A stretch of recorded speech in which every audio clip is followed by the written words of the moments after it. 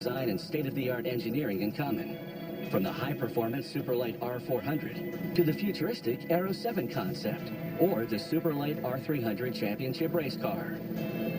The model dates back to the original 1957 design of the Lotus 7 by Colin Chapman.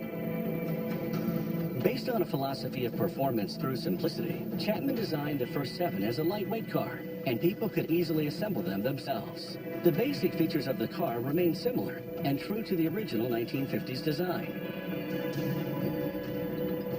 The slim frame wrapped in a thin aluminum body and the traditional freestanding headlights are some classic features of the 7. With its fully independent semi-race suspension and rear-wheel drive, the 7 can be customized for casual on-road driving or for on-track racing.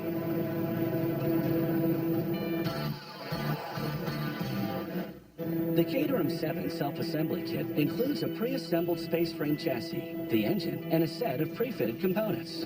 Over 500 parts go into the making of a 7.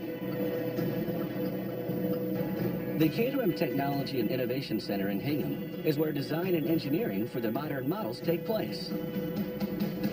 Engineers work on virtual designs on 3D CAD systems. One engineer works on the live axle rear suspension, while another works on the space frame chassis and body design.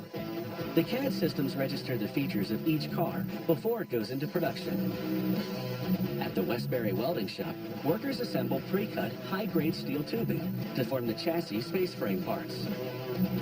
A welder assembles a chassis part called the bow on a jig and welds the tubes together at very precise angles using an electric TIG welder. He performs a visual inspection to make sure that all welding seams are solid and strong.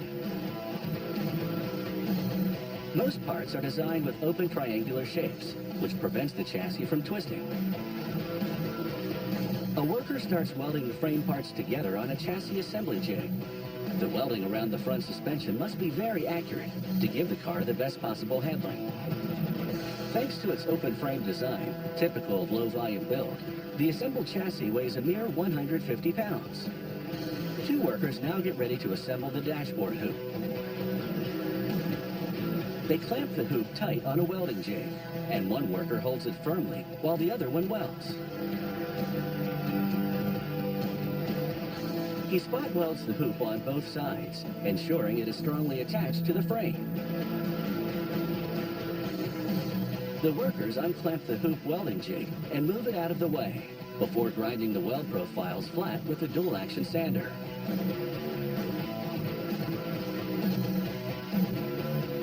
The assembled space frame chassis is made of machined tubing with holes for bolts and sockets for the front suspension arms. It goes through a multi-stage electrostatic painting process. A worker rubs soap on a corner of the aluminum sheet used for the bodywork. Sheets come pre-cut and pre-formed, but need to be hand-formed around the angles. Using a high-temperature propane cylinder blow lamp, he heats up the aluminum to soften the sheet and make it more malleable and ductile. Then he folds the corner around the top bar frame of the chassis. When the soap turns brown, the worker knows the aluminum is at the right temperature, and he starts hammering the sheet to fold it tightly around the frame. He flattens the sheet around the top bar frame and keeps on hammering until folding creases in the sheet begin to disappear. He makes a coarse finish over the corner with a long, fine file to level the aluminum sheet as much as possible. He then takes a dual-action sander and runs over the corner using the multi-action rotary sanding disc to eliminate all traces of the bending. He finally polishes the metal with a cork sanding block, smoothing out the bodywork all around the corner to reach a mirror shine finish.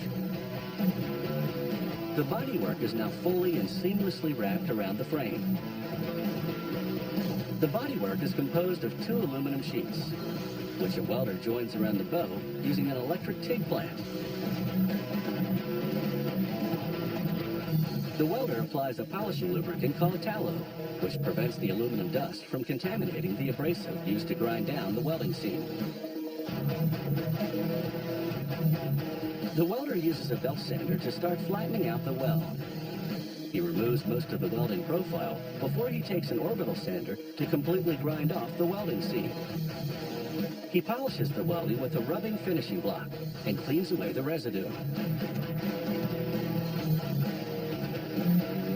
The assembled space frame chassis goes to the coordinate measuring machine.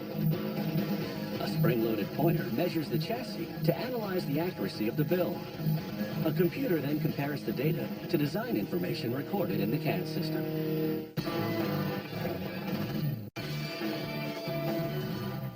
The 8-spoke rim is a key feature of modern Caterham 7 designs.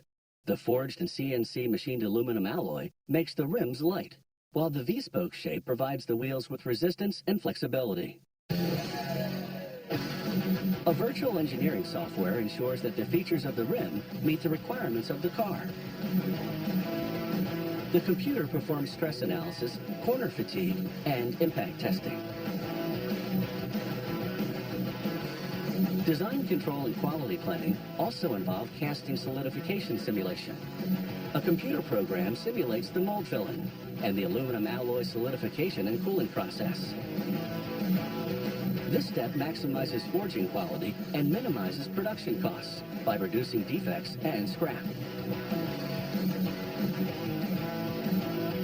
The rims are made using a stamped forging production technology, a common technique used in the automotive industry. A blacksmith pours melted aluminum into the heating press mold.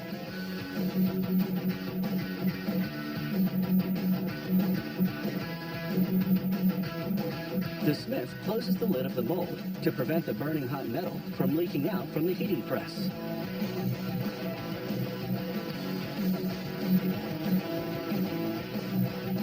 Stamp forming involves the application of continuous compressive and tensile forces on a workpiece with the single slow and controlled stroke of a stamp tool. As the stamp tool moves back up, it lifts the forged rim out of the forming die. Forged rims are 3 to 4 times lighter than cast rims, which helps reduce the total weight of the car. They have a better impact resistance and are far more durable, and enhance fuel efficiency, brake system life, and general driving safety. The forged rims go through a thorough material analysis process. An X-ray camera performs a geometry check, as well as a chemical and metallurgical strength analysis to detect any production flaws. The pre-finished rim lacks assembly holes for the wheel nuts and still has various forming marks. The CNC turning and milling processes remove all of these traces. The shape of the CNC machined rim varies depending on the type of alloy used and the type of wheel model being made. All rims go through the same 3-stage painting process before they are ready to be mounted with tires. First, an electrostatic spray painter applies a coat of white primer. The painted rim then goes to a CNC turning machine. The blade removes the paint and primer coats on the top edge of the rim.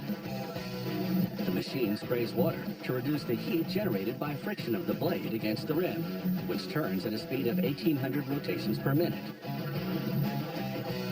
Once the turning is complete, the blade moves away, revealing the original aluminum finish of the rim. The turned rim goes through an electrostatic lacquer coating applicator, which applies a fine transparent film over the paint. Electrostatic painting and lacquering techniques make a uniform protective coating that is abrasion resistant.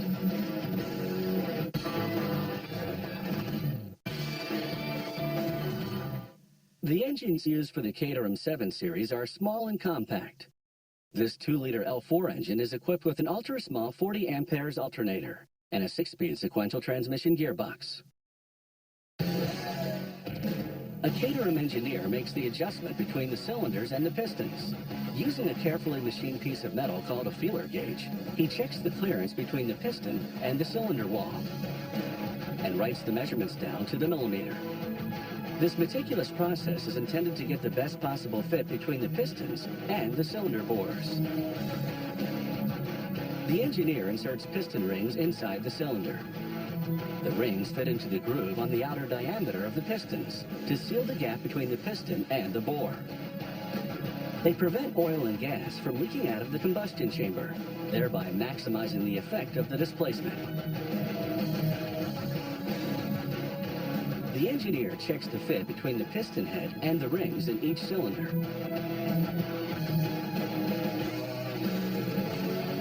He finally measures the ring gap, which must be wide enough to allow for expansion, but not too wide to prevent leakage.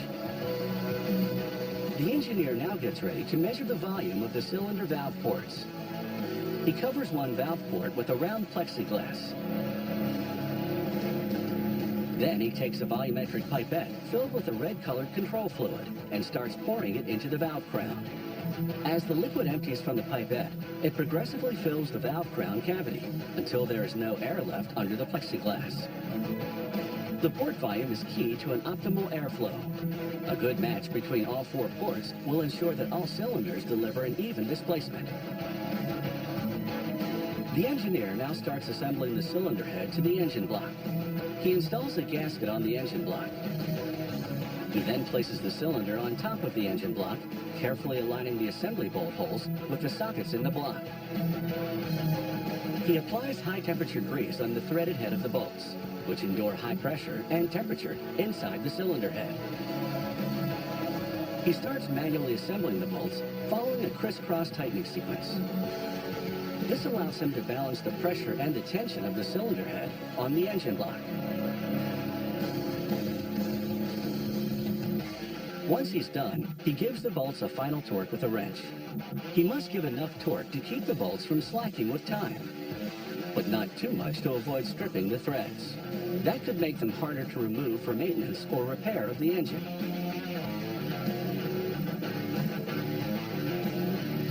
The engineer attaches a sequential racing transmission gearbox to the engine. The transmission belt housing is fitted to the engine block and connects with dowels, designed to align the transmission gear with the engine's crankshaft. The engineer manually inserts the assembly bolts and uses a wrench to give them the proper torque to securely fasten the transmission gearbox to the engine block.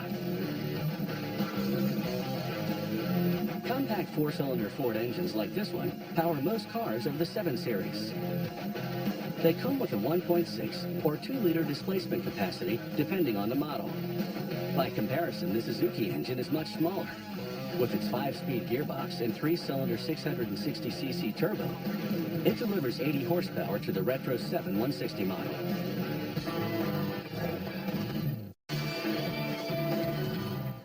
Various dashboard configurations are available for different Caterham 7 models. From the modern tachometer with electronic race instrumentation display to the retro dashboard controls with dial gauges and toggle switches. At the Dartford production facility, mechanics manually assemble various models from the Caterham 7 Series. One mechanic applies high-performance double-sided tape on the dashboard hoop. Automotive tape provides a strong, secure contact bond, which does not slack when exposed to normal road vibration. The build mechanic, nevertheless, adds some mastic to the base of the dashboard hoop to seal the dashboard panel in place. He places the panel on the hoop and gently presses it onto the adhesive. The mechanic aligns it with the base of the dashboard hoop and pushes down firmly to ensure adhesion across all points of the panel. He wraps the base of the dashboard with holding tape until the mastic solidifies and adds tape on top of the dashboard to hold it in place while the adhesive sets.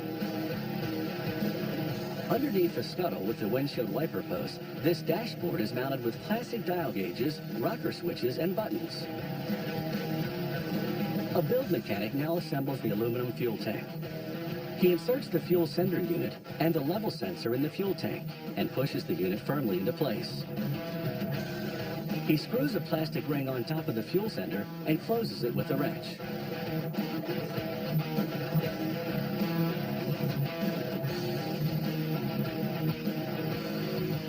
He inserts the fuel tank underneath the boot board in the back of the car and aligns the fuel filler with the pre-drilled slot in the bodywork.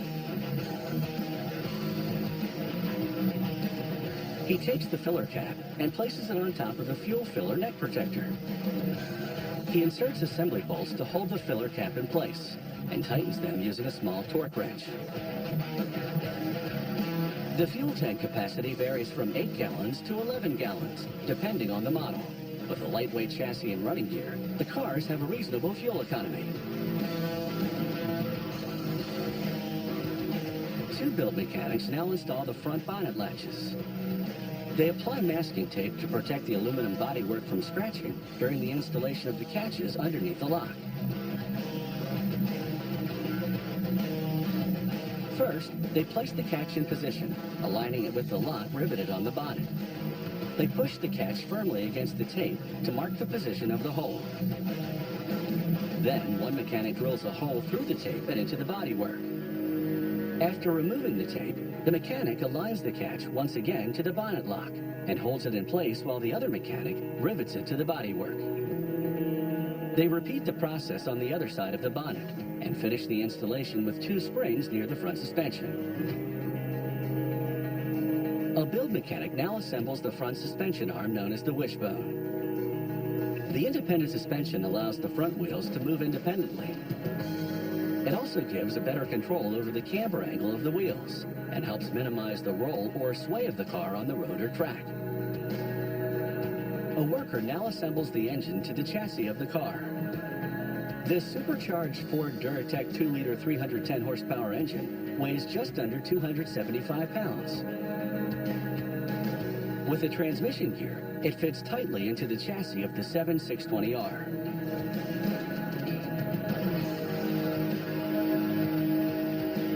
Near the end of the assembly line, workers mount the last pieces of the car. One mechanic mounts the rear wings over the rear axle. The fiberglass wing is fitted with a carbon fiber protector. Workers finish fitting the interior of the cockpit of another car. The car is equipped with an engine coolant radiator at the front. One mechanic mounts a rear roll bar to the chassis behind the cockpit of the car. Another worker installs the side exhaust pipe and silencer before the car moves ahead on the assembly line. A mechanic mounts the wheels on this 7620R. The forged rims are fitted with track-inspired tires, designed to optimize both on-road and on-track performance. He gives the wheel a manual spin to ensure it turns freely on the axle. Once all 4 wheels are assembled, the mechanic installs the nose cone. There is plenty of venting space to allow the radiator to properly cool the engine. The front bonnet also has built-in cooling vents and air intakes for the engine. The mechanic finally secures the bonnet in place with the bonnet latches. The car is up on the vehicle ramp for final inspection. From underneath the chassis, we have a clear view of the front suspension, the engine and transmission tunnel, and the live axle at the rear of this 7160. A driver takes the car to the parking lot before going for a 12-mile road test. 2 road-ready cars wait to go out to the test track. The AeroScreen windshield is a standard feature of many 7 models. The 160 model is the modern 7, closest to the design of the original Lotus 7. This one features an aluminum dashboard and right-hand drive configuration. Caterham 7s are renowned for their handling characteristics and acceleration. The 7620R's supercharged engine delivers 310 horsepower. It can accelerate from 0 to 60 miles per hour in less than 3 seconds and reach a maximum speed of 155 miles per hour.